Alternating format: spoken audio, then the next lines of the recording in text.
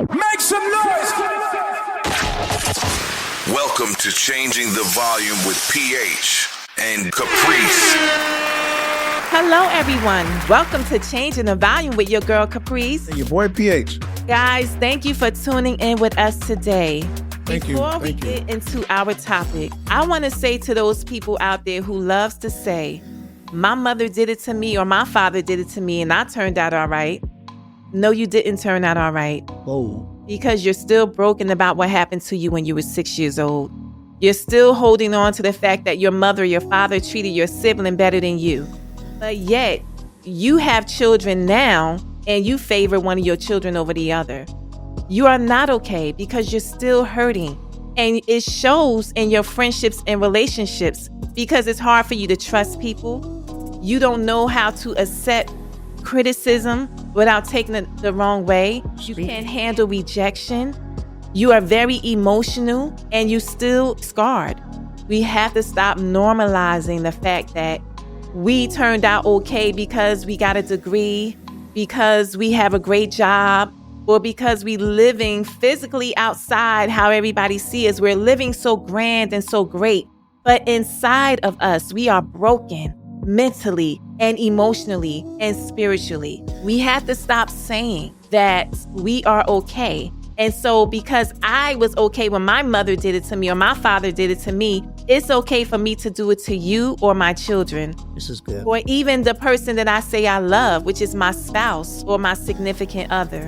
You are not okay. So stop saying that you are okay and allow yourself to start healing for real. Take off the bandage, lift up the rug, and then you will see all the dust and dirt that's still underneath it.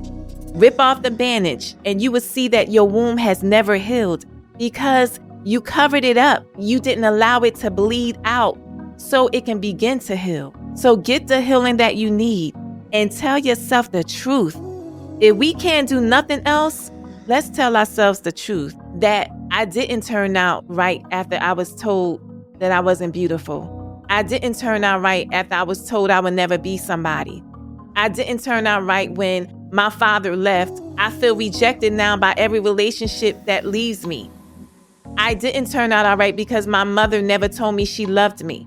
So stop saying that it was done to you and you turned out all right when you didn't. You can turn out all right now if you release it from your heart, give it to God, and tell yourself the truth. All right? All right. So now let's get into this topic. Today, we will be talking to a couple who are in this industry. They are man and woman of God, and they have been married for over 20 plus years. It's a long time. That's a very long time. Can you imagine being married and you have a status in the world? You have a name, because you know people, they love to look at it like, oh, you're famous. But yet to you and your spouse, you guys are just husband and wife. You're just people that know each other, that grew to love each other and decided to have a relationship with each other forever. And then you have real life happening. You have family that depends on you. You have parents that depends on you. You have children, friends, a ministry that needs you and depends on you. It's a lot of work and people don't understand. People don't get that even when you're married and then you're doing ministry and then you have to deal with your career, that it's really hard to juggle. It takes special people to walk in ministry in marriage because some people run away from marriage and it's not even ministry marriage. It's just marriage. So imagine being married in ministry and then you have all these other things going on. I think that's a big basket to carry, especially when you got different compartments in that basket. It takes, like you said, a special person to be able to carry anything of that magnitude. So somebody got to be anointed. Yes. And I hear a lot of people say that they believe God. Believing God and fearing God are two different things. You can believe him, but do you fear him? And when you walk with God as a married couple, the husband has to fear God. The wife has to fear God, because if you go out there doing some foolishness and you're in ministry, those people out there that know you and know your name, oh, they're going to be glad to go on social media and say, oh, he's supposed to be a man of God. Oh, they're going to do it. Supposed to be a woman of God. And look at them. Look what they're doing. That's why it's important to fear God, because God will convict you when you're out there doing foolishness. He will revert you back real quickly. That's the difference when you're married in ministry and when you're just married. And there's a big difference, like I've said in the past, when you're married to a man and when you're married to a husband. It's a big difference when you're married to a wife and when you're married to a woman. Oh. That's why you have to know the difference. And marriage is ministry. It is ministry because you have to constantly be ministering to your spouse, your family. You have to be a walking example each and every day. And then you got to be out there in the front of the world who are watching you, and they're ready to critique you at any moment you drop or fumble the ball. They are ready to remind you that, look what you did. You're not perfect after all. All the time. All the time. And then, especially like this couple, your name is in the limelight. Then you're related to people in the limelight, and people love to remind you of what you do wrong versus what you may be doing right. Thank you. And so being married in ministry and then having a career in the industry is not easy, because you're in the forefront in front of your ministry church. You're in the forefront in front of people that you know and don't know. And you're in the forefront of your family, most importantly.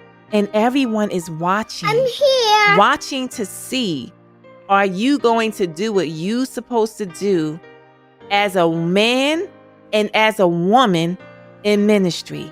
A lot of times they be watching to see if you're going to fail. So what do you do when your family go out there and get in trouble and you have nothing to do with it and people still blame you? Still blame you. This happens a lot. They still blame you. They blame you for everything. And that's the part I really don't care for. When your family that you haven't seen in umpteen years go out there and get in trouble, somebody will go find that connection. You the cousin, you the nephew, you the uncle, you the brother. Everybody love to throw everybody underneath the bus, but nobody want to pull the person from underneath the bus. They want to be the driver and run you over. Amen to that. Ouch. So we will be talking to a beautiful couple today. Like I said, they love the Lord. They're married 26 years. And It's a long time. they are in ministry. They are doing the Lord's work. And they are also carrying the family in a lot of ways. So we're going to be talking to them. And I'm excited for this because people think just because you're married and you're in ministry that things don't happen in your marriage. You don't get tired of your husband, or your husband don't get on your nerves. Listen, my husband get on my nerves all the time, and I'm sure I get on his nerves. I know I get on your nerves. Sometimes I just don't say nothing. And that's all right. And I'm probably going to get on your nerves today sometime. Who knows? And I probably still ain't gonna say nothing. You probably won't. I'm just gonna go pray. And that's how you got to do when you married in ministry. You got to go talk to God, because sometimes the way you want to talk to your spouse, you can't talk to them that way, because you still got to have some type of respect, because they have a mantle on them. So you like, you know what? Let me go talk to God, because if I talk to you, my flesh going to be talking, and I don't want that. Well, you could have a mantle on yourself, and then, you have to be careful about the mantle that God has placed on you so you don't mess that up. Exactly. But I say all this to say it's hard. I think people look at it when you're married in ministry that your marriage is perfect and that you don't get attacked and nothing happens and everything is all good. And it's not true. That's when you are attacked the most. Today, we're going to be talking to them about being married in ministry in this industry and just doing life and having to do the things that you have to do individually and as a whole. So guys, please keep it locked with your girl Caprice And your boy PH. Changing the Volume. We'll be right back after this break. You're listening to Changing the Volume. We'll be right back, so don't touch that dial. Turn it up. Hey, volume changers and tone setters. This is your girl Caprice. This is just a friendly reminder to remind you to go to our website, changingthevolume.org, and purchase you some merch, okay? And please go follow us on Instagram, Facebook, and TikTok at Changing the Volume. Hello, everyone. Welcome back to Changing the Volume with your girl Caprice. And your boy PH. Guys, we are so glad that you are here joining us again. Yes, we As are. promised, we have a very, very special guest for you today. We do? Yes, we have the one and only Taral Hicks Dawson and her husband, Loren Dawson. They are in the industry. They are doing big things on screen.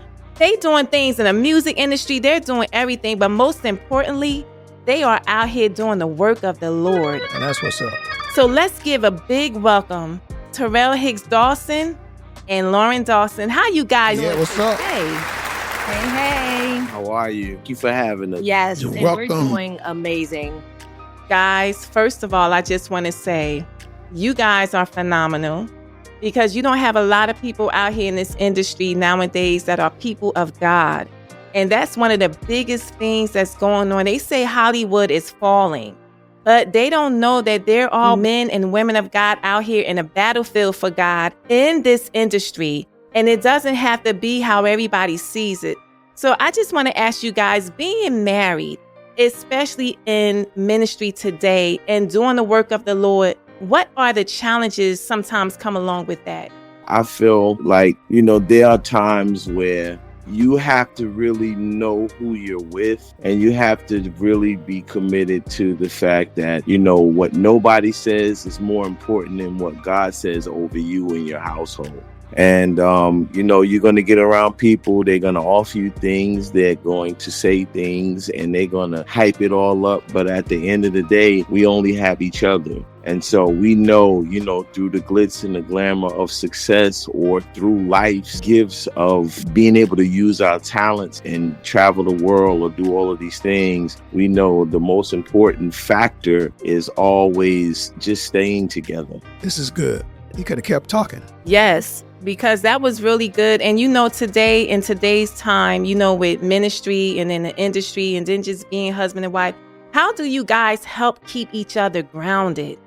Well, I think for us, we always go back to the beginning. People that know us know that we were brought up in church, both of us. My grandfather was a pastor. My dad is a deacon. Lauren's family is all rooted and grounded in church, in the word of God. So we know we have our laws in marriage to uphold, and we just really try to respect each other and love. Our love is what's most important, and our guidance for our children, our family as a whole, that's what means the most to us. Everything else is kind of like, yes, we have our hopes, our dreams, but nothing comes before the core value of who our family is. So we just encourage each other, and we're not perfect, but we know that love wins, and we know that that's what God wants.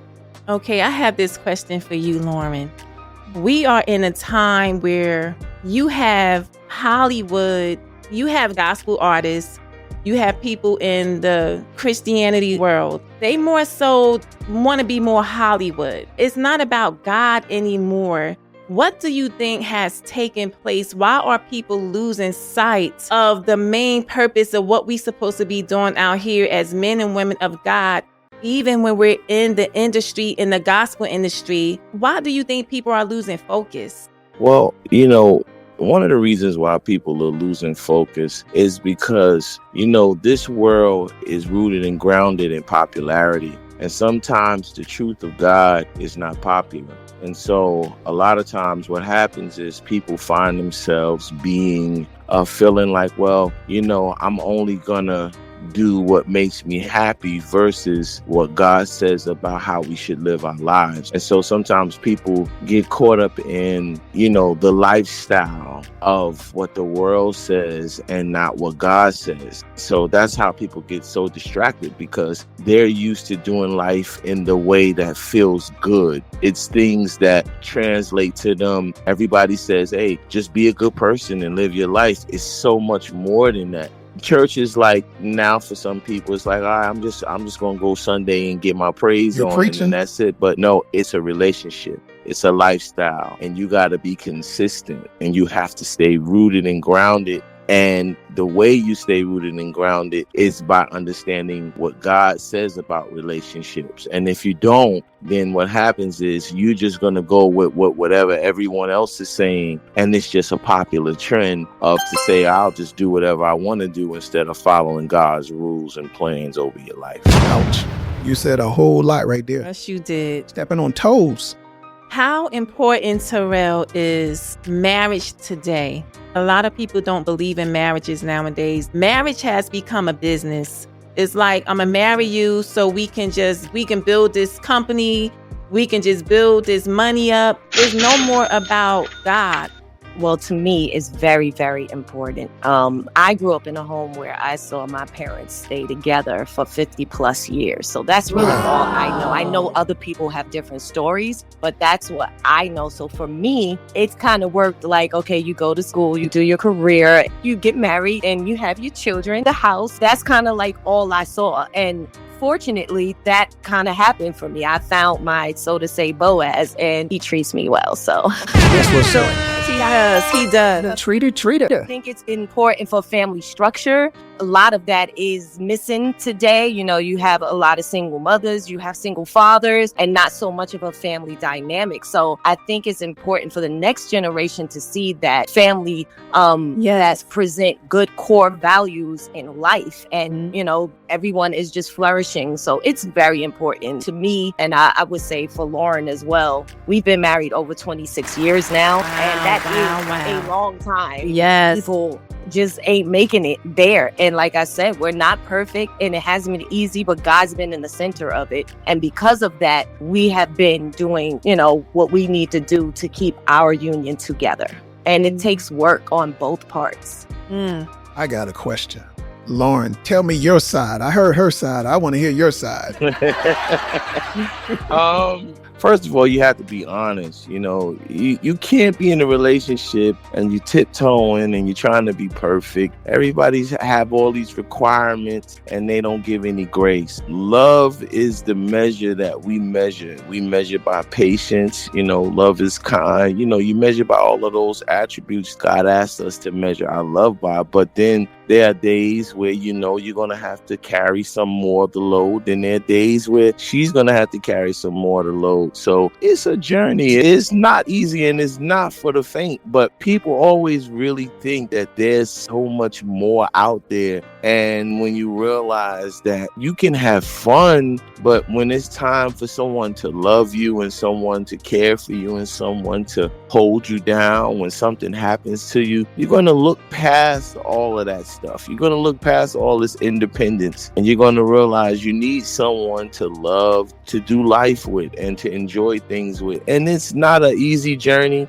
but it's worth it because, you know, everyone is always trying to put on, oh, our marriage is great. It ain't even about that. Everybody's trying to show he does this or she does that, and everybody is all a whole lot in the wrong thing. And nobody is saying, hey, look, I'm imperfect. I know you're imperfect. And we got some flaws to work on. But hey, let's love each other. Let's do our best to be honest. And let's just hold each other down and keep it moving and put God first. Because, hey, you know, he's the one that keeps us together anyway. So if we focus on him instead of focusing on all that we have or what we want, then it gets easier because you understand God never asked us to be perfect. He asked us to love him and to love his people. Yes. So pretty much that's his commandment, you know. So, hey, you know, it is what it is, but that's the simplicity, you know, of it. He said a whole lot again. This is really a good interview. Terrell, there are, like I said, there are women out there and they feel like they want to be as dominant as the man in the household. Oh. You're a singer, you're an actress, you're a woman of God, you're a mother, you're a wife, you're a daughter, a sister, you're all of these things. And a husband, best friend. And yes, you carry a lot. Can you explain to women out here that are listening, young ladies and women of a certain age, can you give them some type of advice how to understand their position? And what I mean by that, because I don't, you know, women, they take the word submissive the wrong way. I'm not saying that a man is controlling, but how do you carry the load that you carry and still be able to allow your husband to lead without making him feel less than? Because a lot of women feel like they have to be dominant because of where they are financially, if they making more money than him, or if they feel they're more educated, or whatever they may feel their position may be, whatever that is. And they need to have an understanding of their position as a wife, as a mother, and as a career woman. What comes to mind as a first thought is that when you walk down the aisle and you join your life with this person, you're saying that I trust you, I love you, I feel safe with you.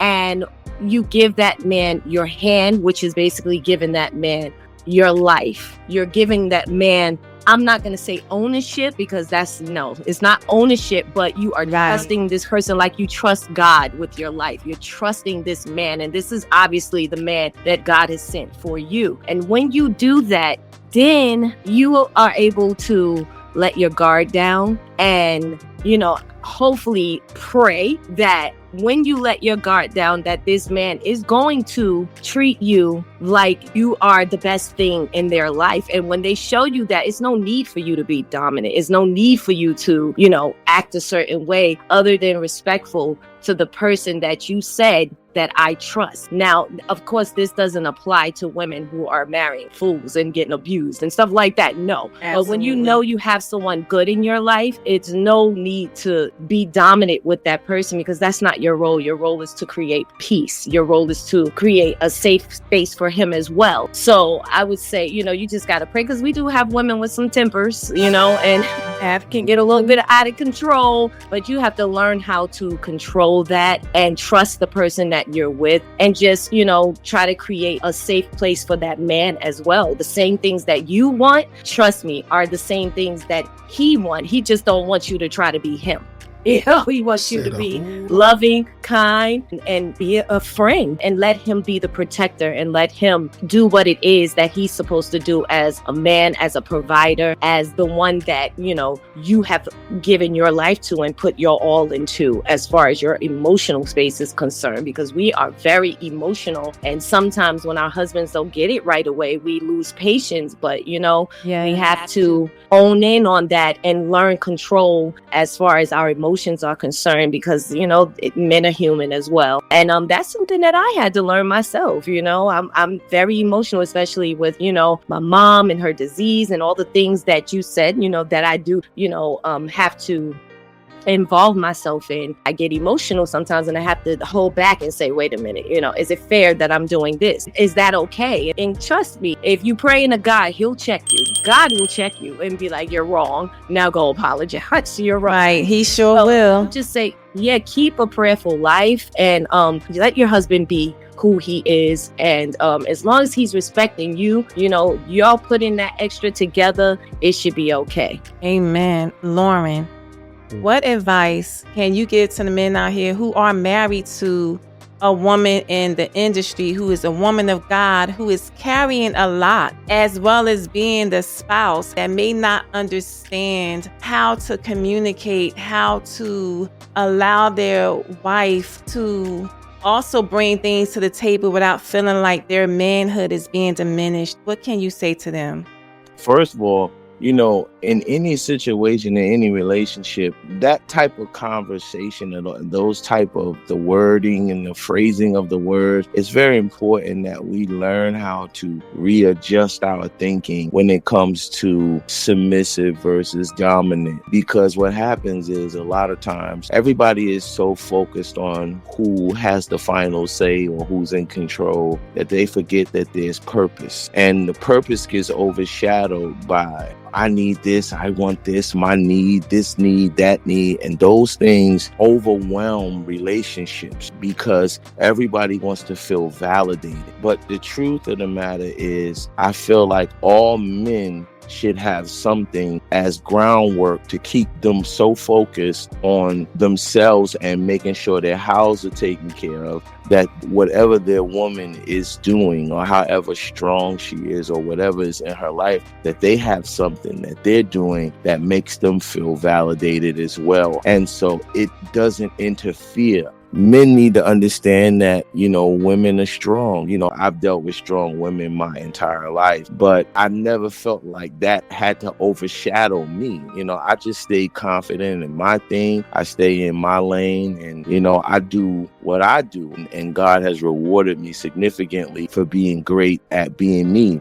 this is not a competition. You don't have to outdo one another. You have to make sure that you're getting to a place where you understand who you with, number one. Number two, push them as they need to be pushed. Tell them the truth. Be honest.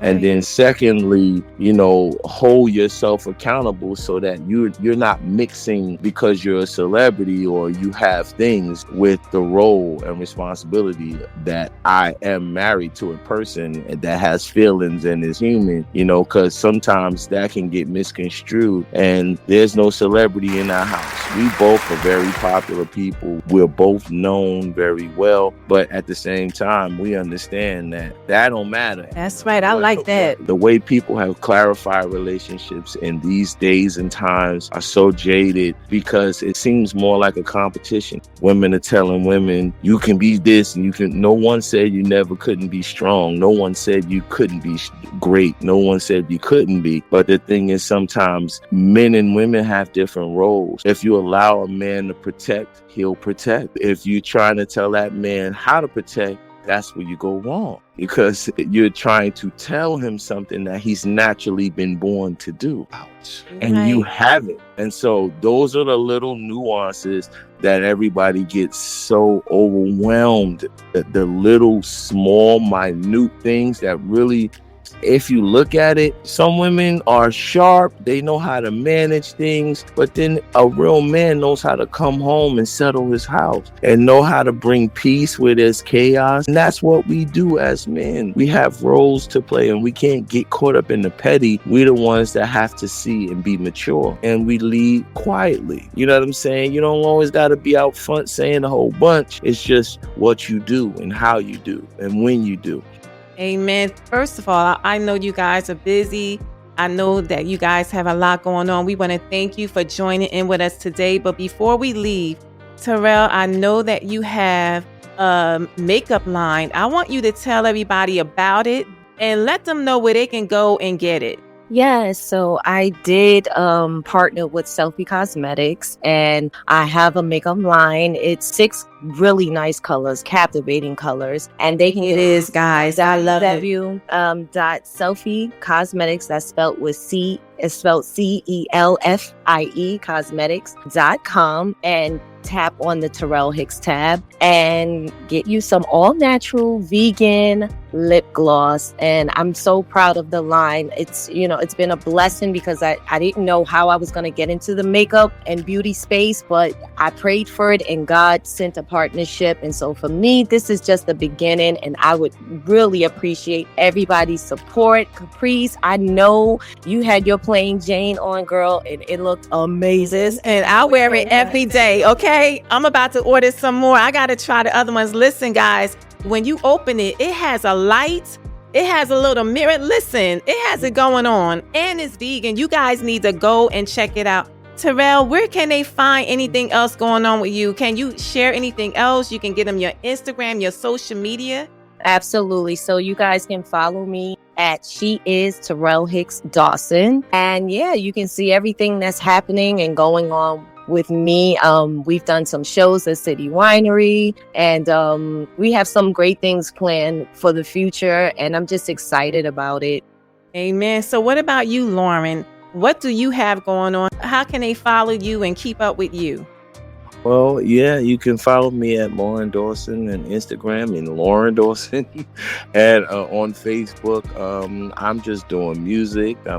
My wife is in my ear trying to tell me a whole bunch of stuff I'm doing, but you married. We have to remind them, No, you married. That's what that is. Just did a record with New Edition. Wow. Oh, forget you just did a record with New Edition. Because, the most important thing is the check cleared. Oh my goodness. It was great being in the studio with those guys. And it's a humble journey. Okay, guys. So what you need to do is go follow them, and then you can keep up with everything that's going on. What I love most about the Dawsons is you guys are so humble. I think that's one of the main things that I love about Taral. I love her humbleness, and I have told my husband that so many times. We met years ago, and I've always said she's beautiful, she's humble, she loves the Lord. You don't get all of that, what you get from a lot of people. And we know a lot of people in this industry, my husband and I, and you guys are so different. And we love that about you guys. Keep continuing to keep God first. Keep doing what you do. Your marriage is beautiful. I love it. And you guys are going to be all right because you're humble. You love each other. You love the Lord. And you're doing what you're supposed to do the right way. So guys, again, thank you for tuning in today with your girl Caprice. And your boy PH. At Changing the Volume, guys, keep it locked. We'll be right back after this break. You're listening to Changing the Volume. We'll be right back, so don't touch that dial. Turn it up. Hey guys, this is your boy PH. And your girl Caprice. Guys, we need your help with donations to our program, Give a Meal. Yes, we do. Give a Meal helps provide meals for the less fortunate and individuals who are in financial hardship and are unable to provide meals for themselves or their families. Our goal is to provide a meal 365 days a year to as many people and families that are in need. Please go to phcoachinglife.org to donate today. Thank you. Hello, guys. Welcome back to Changing the Volume with your girl Caprice. And your boy PH. Guys, thank you for tuning in with us today. You heard it. Yes, you did. You heard it. Taral said something about, just hear me. She said, you got to trust when you walk down the aisle to meet your husband, that you got to be willing to grab his hand and trust that he's going to guide you. And Loren said, there is no one in the home that's bigger than the other. You have to come together as one. You have to stay humble with each other. It doesn't matter your status. It doesn't matter how much money you making. It doesn't matter if your name are written in lights. It doesn't matter any of that. What matters is respect. What matters is that you have a friendship, that you understand each other, and you want to see you guys win overall. It comes down to God, family, humbleness, having integrity, and having respect. Well, I like how Loren stated that being the peacemaker, sometimes you have to sit back and just, when there's a lot of rah going on, that, the husband have to know how to be the peacemaker and walk away silent. Because the rah could not be you, the husband, creating the problem. It could be some other things going on with the kids or siblings or a whole lot of different things. So I like how he stated that. And I like how Taral stated that, pretty much she was talking about staying focused and with a lot of different things going on and still knowing her direction. She didn't physically say it like that, but her and her husband, they definitely are focused in the right direction. They believe in one another and they respect one another, and you can hear it. And she followed his lead. You can see that all day. Ladies, we have to follow our husband's lead. We got to trust when he's reaching his hand out and you take his hand. You have to trust the process. If you don't, then don't take the hand. Don't grab his hand. Don't say, I'm coming with you. I'm riding with you. If you don't have the trust. But most importantly, keep God in the forefront. Yes. Because ministry is hard. And marriage is ministry. I don't care what your title is, what your name is, how much money you're making. Ministry is marriage. Said a whole lot. So until next time, guys, you're listening to your girl Caprice. And your boy PH. And Changing the Volume. Yes. Until next time, guys, keep it locked. Thank you for listening to Changing the Volume.